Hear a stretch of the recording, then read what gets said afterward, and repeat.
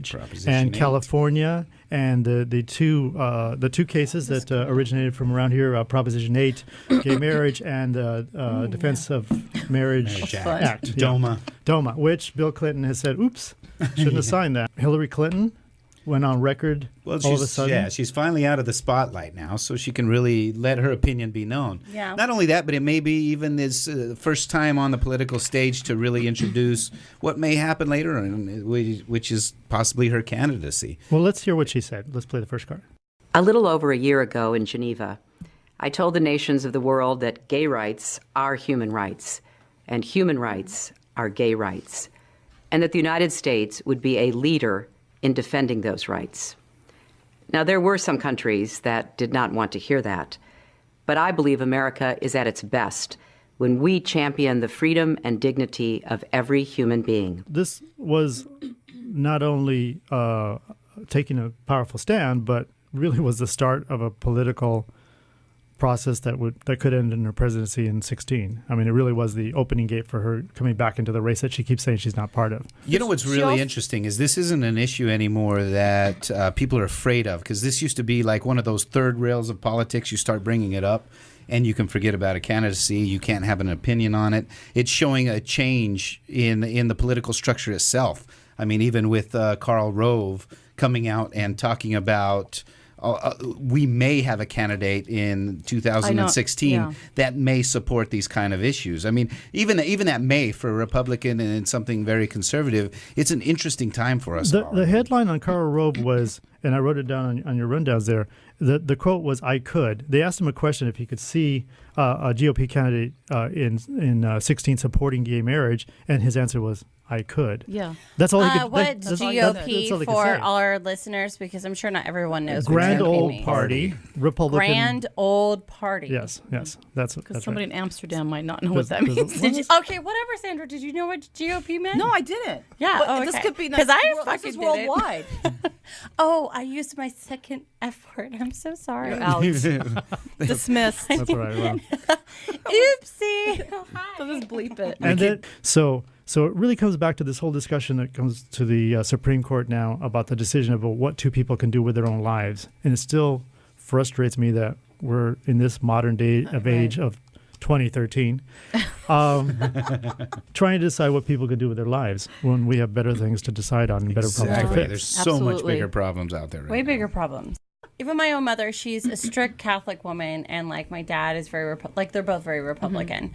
But she even broke it down to me, going, "Just let them be." Like, yeah, she was like, "They're not affecting us. Yeah. They're not horrible people."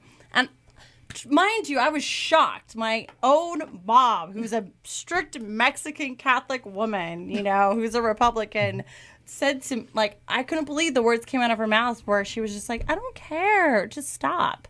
Yeah, I don't care either. I mean, I think most of the country is that way too. I even think most Republicans are.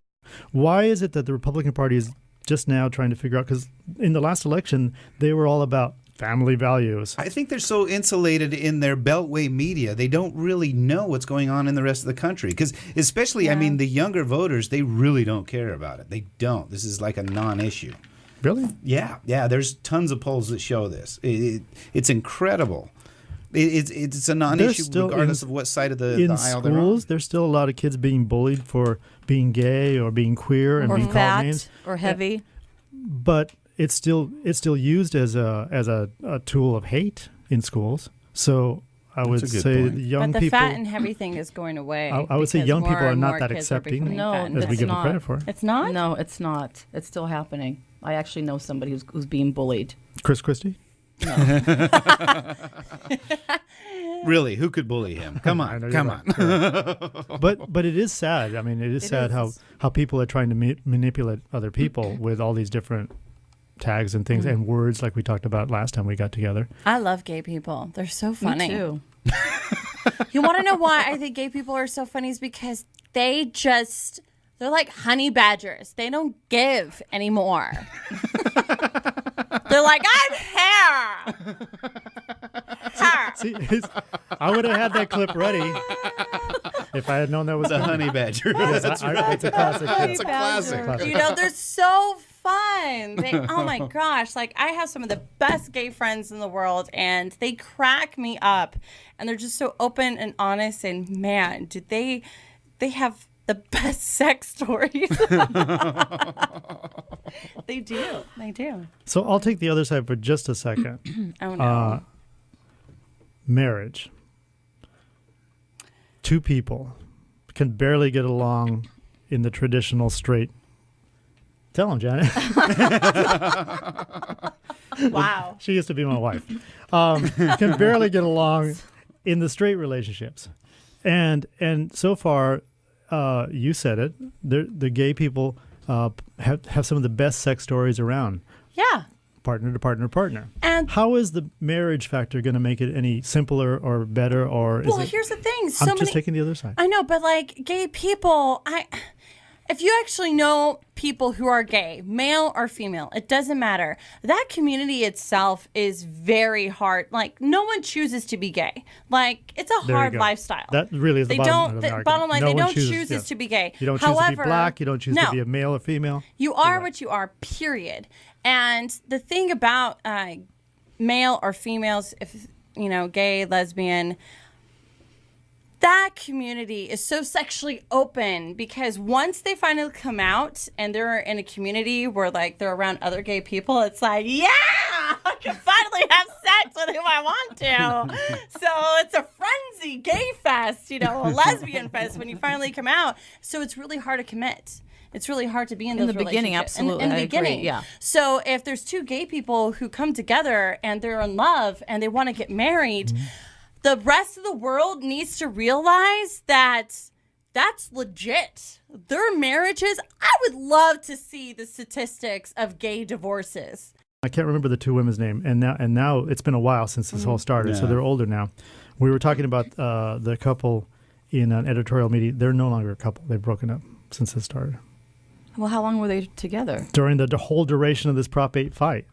Really? Yes. It's probably, 2 years? Because it was midterms when it all happened. They were together. But you know what? I hate that people judge people. Who cares? Straight people don't last very long either. Well, that was my original point. Yeah, it doesn't really matter to me. That's bad marriage. No, I'm happily married, so I don't agree with that. No. I'm straight and I'm happily married, damn it. I'm going to marry my rich old man, and I'm going to get his funds. I was told by a comedian they should be allowed to be as miserable as the rest of us. I didn't get married till I was like 38 years old. I met my husband when I was 33, and I think there's something to be said to wait and not get married so young. You know what I mean? I had my fun, had a good time, had my single life, relationships here and there, but I waited. Well, you look really good because you must have really had a lot of fun in your 30s. No, I have a lot of fun right now, actually. Yeah, that whole waiting thing looked really good. Yeah, go for it. All right. Why do we have to get married? You don't have to get married. It's a choice. It's a choice. Why does it seem to make people happier just to be married? Well, I think times have changed. Yeah, I think it's different now. I think women are way more independent than ever before. Absolutely. And with the shows and the media out there, it's like, well, I mean, Beyonce, all you single ladies, put a ring on it, but it better be a big rock. So what? I mean, what is that? What is that? I don't know. Well, you guys were married once before. Yeah, so that's what I'm saying. You were married once before. Now you're not, and you're fine with it. But you felt like you had to be? We were young. I think 30 probably, and we had been seeing each other 4 years or something something like that. And it at the time it was kind of like, okay, well, I guess we're supposed to get married after this period of time. And there was a condo that was up as an opportunity to buy, and we thought, let's do this. Let's just do this. Was there any kind of pressure from friends though? Too, yeah, family. I think that's when marriages fail, personally, when they feel pressured into being married, or someone got knocked up, you know what I mean? The old school ways, I'm going to cut this short for two reasons. One, Janet's been using the wrong camera. This is the, this is the camera that actually works for recording the podcast. Oh, you singing ladies. Put your hands up. And two, as Janet's talking against marriage and I'm sitting here, I'm feeling really self-conscious. No, you shouldn't feel guilty. Look at how much greater friends we are now, right? This is AirwavesLA. Yes, you joined AirwavesLA, and we can't explain what we're doing. We just keep doing it.